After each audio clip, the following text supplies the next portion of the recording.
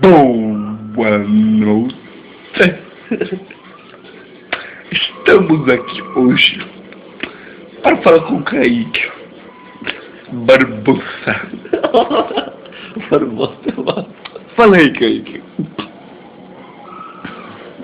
Boa noite. Faz a entrevista aí, faz as perguntas. Hoje estamos aqui sem fazer nada em casa.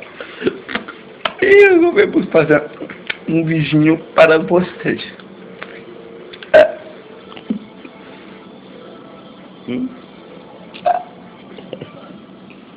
Estamos aqui assistindo a TV. Eu já tô com sono. Ele falou que ele tá gostando. Puta cara. Faz umas perguntas aí, velho. Faz umas perguntas, entrevista. Kaique está apaixonado pela Renata. 2 metros de altura. 2 metros de altura? Uma mulher de 2 metros de altura.